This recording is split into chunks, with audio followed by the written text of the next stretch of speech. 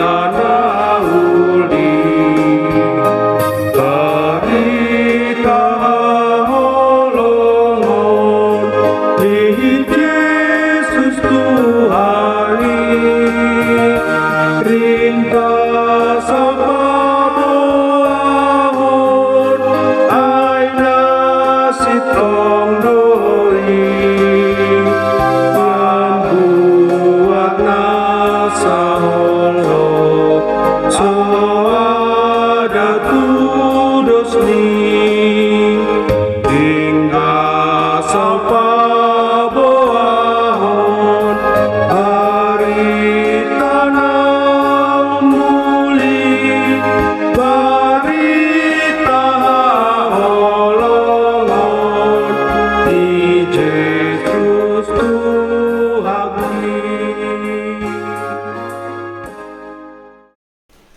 Bapak, Ibu, dan Saudara, sebelum kita membaca dan merenungkan firman Tuhan, kita satukan hati kita di dalam doa. Bapa dalam Yesus Kristus, terima kasih Tuhan atas berkat kehidupan yang Kau berikan kepada kami pada hari ini. Sebentar Tuhan, kami pakai waktu kami ini untuk memuji dan memuliakan nama Tuhan. Terkhususnya kami hendak mendengarkan firman-Mu. Bantulah kami Tuhan untuk memahaminya. Demikian juga hamba-Mu yang hendak menyampaikannya, sehingga itu boleh menjadi petunjuk pedoman bagi kehidupan kami. Dalam Kristus Yesus kami berdoa. Amin. Firman Tuhan yang menjadi landasan bagi kita semua pada hari ini, Selasa tanggal 2 Desember 2025, yaitu yang tertulis dalam Surat Apostel Paulus yang pertama kepada jemaat di Tesalonika, pasal kedua, ayatnya yang ke-8, demikian dikatakan, demikianlah kami dalam kasih sayang yang besar akan kamu, bukan saja rela membagi Injil Allah dengan kamu, tapi juga hidup kami sendiri dengan kamu, karena kamu telah kami kasihi. Bapak, Ibu, dan Saudara yang dikasihi Tuhan, hidup manusia adalah hidup yang tidak lepas dari yang namanya pengorbanan. Sekali lagi saya tegaskan, hidup manusia adalah hidup yang tidak pernah lepas dari yang namanya pengorbanan. Sekarang kita lihat, kalau ada di sini pendengar renungan ini adalah anak-anak yang masih dalam usia sekolah, SD, SMP, ataupun SMA. Ketika kita diberikan tugas oleh guru di sekolah, saya yakin kita pasti pernah sampai begadang, kita sampai tidur malam untuk menyelesaikan PR dan tugas yang diberikan sekolah. Nah, kenapa kita sampai begadang? Tentu supaya kita mampu menyelesaikan PR itu dengan sebaik-baiknya dan mendapatkan nilai yang bagus. Nah, begadang itu sendiri adalah sebuah bentuk pengorbanan. Lalu, kalau ada di sini orang tua yang mendengarkan renungan ini, Amang Inang coba lihat, bangun pagi-pagi, bekerja sampai sore hanya untuk supaya seisi rumah, anak-anak, kebutuhan dapur, kebutuhan sekolah bisa terpenuhi. Terkadang orang tua bekerja lelah bukan untuk dia nikmati semuanya, melainkan itu adalah sebuah pengorbanan yang utuh bagaimana supaya anak-anaknya itu bisa dicukupkan. Nah, demikian juga yang dilakukan oleh Tuhan dalam kehidupan kita. Kita tahu bahwa Allah yang kudus itu, Dia harus tinggalkan kerajaannya untuk datang ke tengah-tengah dunia ini, menyapa, melawat kemanusiaan kita yang penuh dengan dosa ini. Dan bahkan Tuhan yang kudus itu, Dia harus menanggung kayu salib, dipermalukan, dicela, dihina oleh begitu banyak orang hanya untuk menebus dosa-dosa kita. Bukankah itu adalah sebuah gambaran pengorbanan? Nah, demikian juga firman Tuhan yang kita baca pada hari ini. Ini adalah sebuah surat yang dikirim oleh Rasul Paulus kepada jemaat di Tesalonika.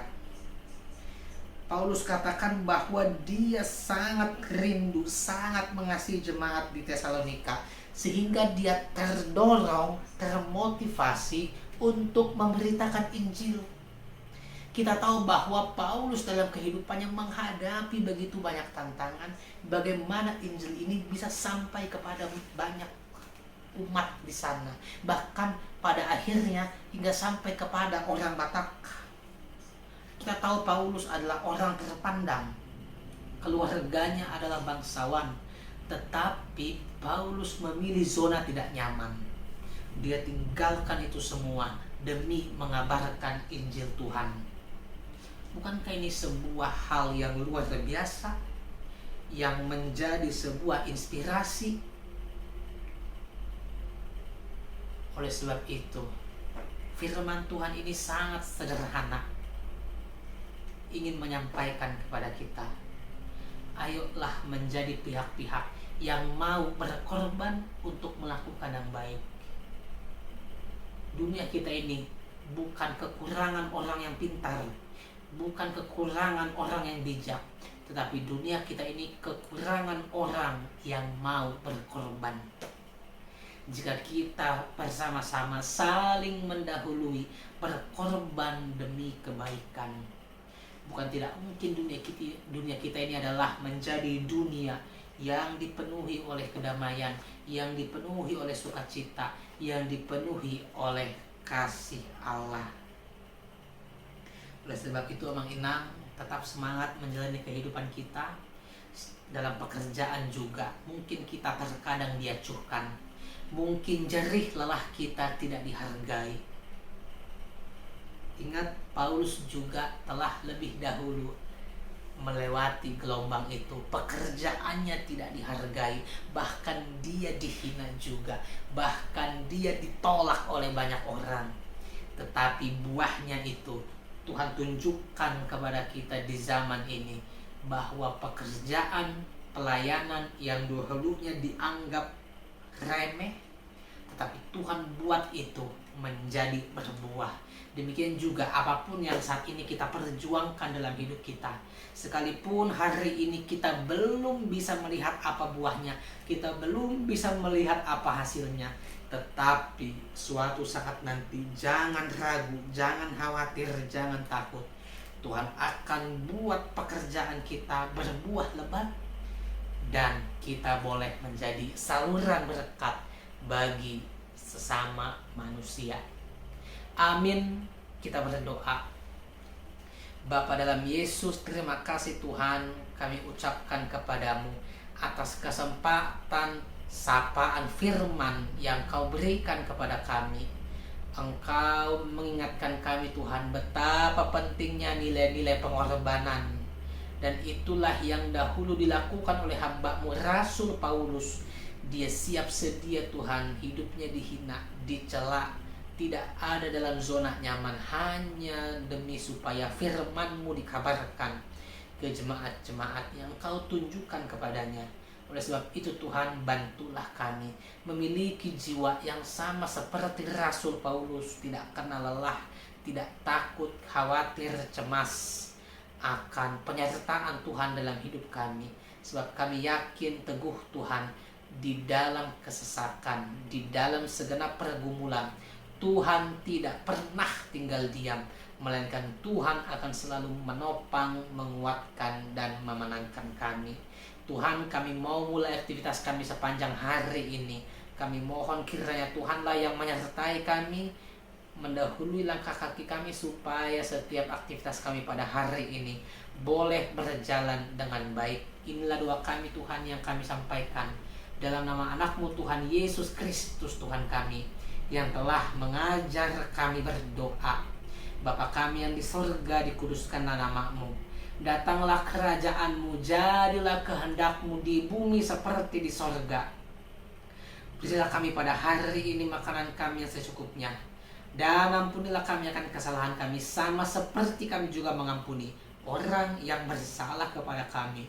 Dan janganlah bawa kami ke dalam pencobaan, tapi lepaskanlah kami daripada yang jahat.